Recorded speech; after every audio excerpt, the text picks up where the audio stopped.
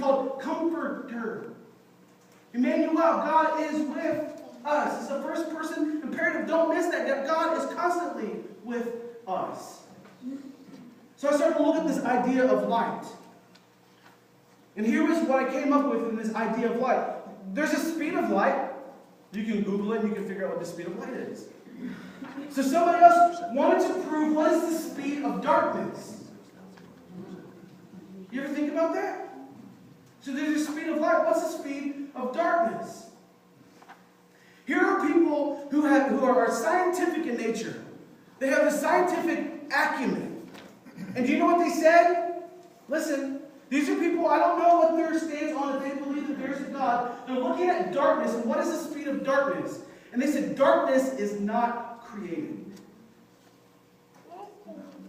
The definition of darkness is the absence of light. That's all darkness is. He said, if you can imagine for a second, darkness is like this table. It's there, but I can't see it. Why? Because there's a tablecloth. But it's always, darkness is always there. But if I remove the tablecloth, all of a sudden you can see the table that's there.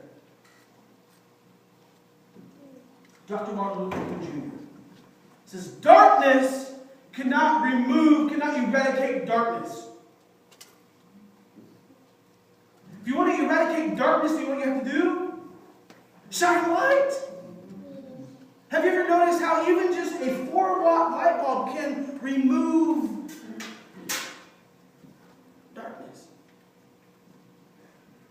Jesus says, I come to give you light. I come to give you life. I come to give you joy that your life may be complete. Jesus didn't want to come just to fill our cup to the top. He came to overflow. He says to Abraham, I'm going to bless you so you can be a blessing to other people. Does that excite anybody else? It excites me. Anybody else? You're allowed to say amen if you get excited and start thinking about this. Let me put it another way. Have you ever walked into a room that's completely pitch dark? I always would say pitch black, but Isaac said it's not really pitch black, it's pitch dark. You ever walked in a room that's pitch dark? If you walk into a room that's pitch dark, do you know what you normally do? If you're like me, if you've never been there before, you have no idea where the light's at. Right? So you're doing this. Why? Because you don't know. Sorry. You do that, why?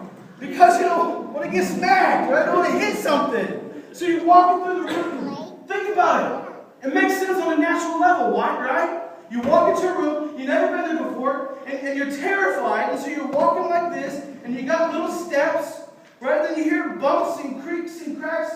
You do one of two things. You either run to a wall and you're going to gotta find a light, or you run and get out of that room. Right?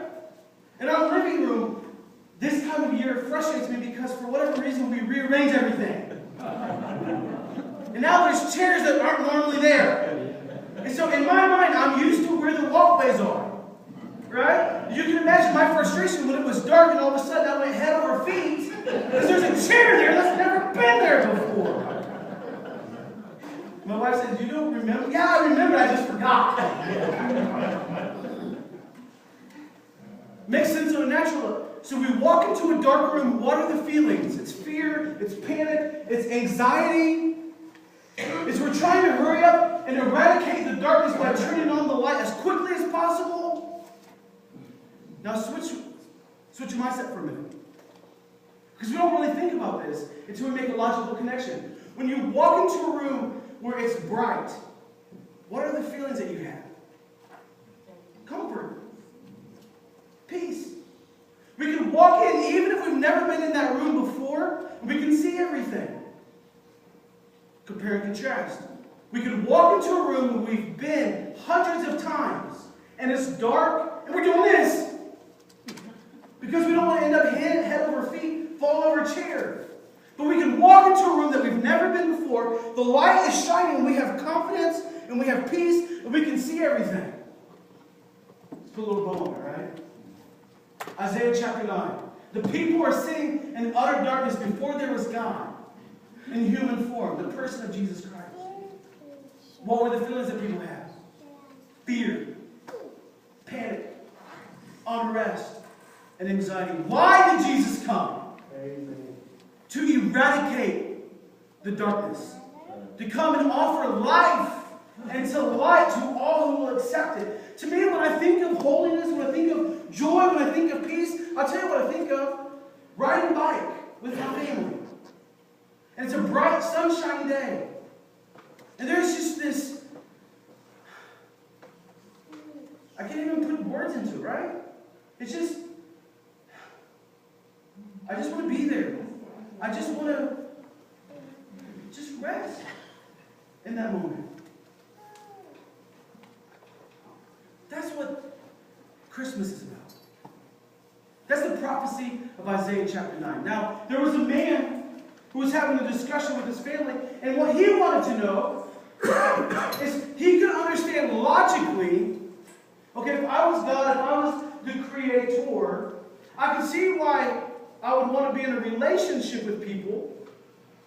But why would God empty himself of his godness to become a human? If you're God, you're all everything, right? You're all-knowing, you're all-power, you're omniscient, you're omnipotent. There's nothing you cannot do because you're God. You create everything. Everything is submissive to you. Why would God empty himself of that to step into human history? And so it became Christmas Eve, time for the Christmas Eve service. He became frustrated with the church. He became frustrated with the things of God because he started to disbelieve that God would love humanity enough to step out of his godness and be clothed in humanness.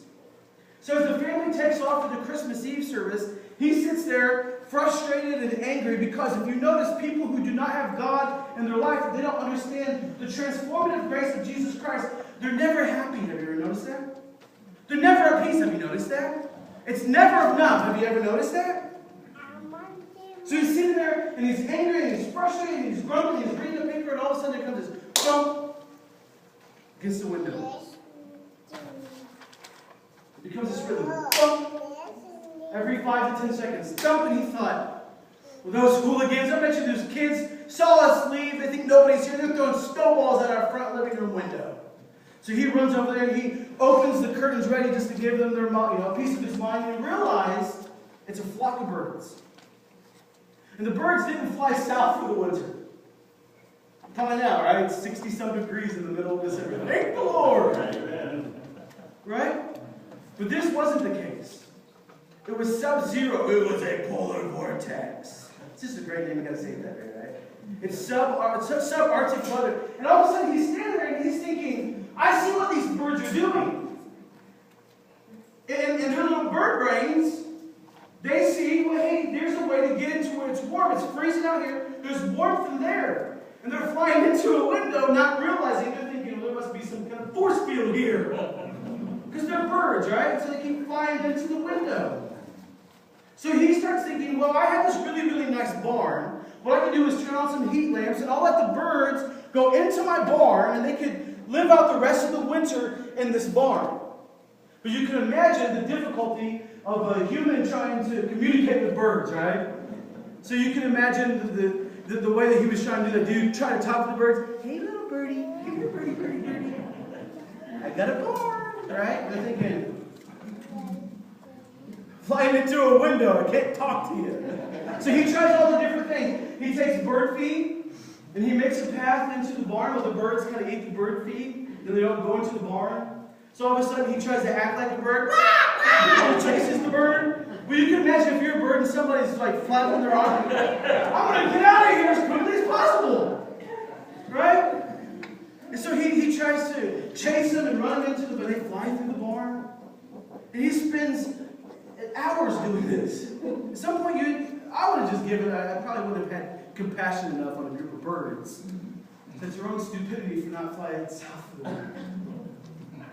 So after he goes a couple hours of doing this, he sits down exasperated, and this was his thought, man, if I could just become a bird to tell these birds the safety of my barn. He said right at that time, he heard the church bells start to play, "Oh, come all you faithful." They said he just started to weep. Because he started to think, right? We were ready for the logical question. He would empty himself of his humanness to become a bird so that birds could be safe for the winter? God is a generous God, abounding in compassion, grace, and mercy, but most of all, of love.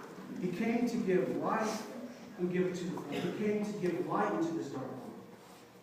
For instance, the challenge I have for you is when you sit around going, God, why is the world so dark? We would agree the world is dark, amen? Amen. Darkness cannot increase darkness. By its very definition, all darkness is what? The absence of light. Who is light? Jesus. Emmanuel, God with us. Jesus left to send His Spirit to come and live inside of us. So it's His Spirit inside of us, which is the light of the world. Let your light so shine before men that they may see your good deeds and praise your Father in heaven. You don't light a lamp and then put it under a bowl. No, what you do is after you light the lamp, you put it on the lampstand so it eradicates the darkness. A city on a hill cannot be hidden. So here's the question that I have, church. Is if we sit around and we bemoan the fact, oh God, this world is darker than ever, I believe the question from God is, what are you doing about it? Ooh. That was good, Pastor Dan. Right? We love Christmas. Actually, and now in our living room, I've learned to eradicate the darkness. We have a Christmas tree. To make sure I don't end up head over feet anymore, I leave the Christmas tree lights on. If I was to assess where we are at as a community of believers, I would say that this is where we're at. Number one, our goal as human beings, number one, is to know God. And I would say that most of us here today know God. In some capacity, we step across the line of faith. And it's either a head knowledge, it's a heart knowledge, and at least we know about God. I would say most of us, a majority of us, are living that relationship out every day. So as a pastor would say, Lord. That's goal number one. But that's not enough just to know God. Here's challenge number two. This is the second part of being a Christian, a little follower of Christ, a little Christ. We know God, but are we making God known? We are called to be His hands and feet. We're called to take this light and share it with other people. So Charles is going to come and end with the song. So as he's coming, I want you to bow your head, close your eyes.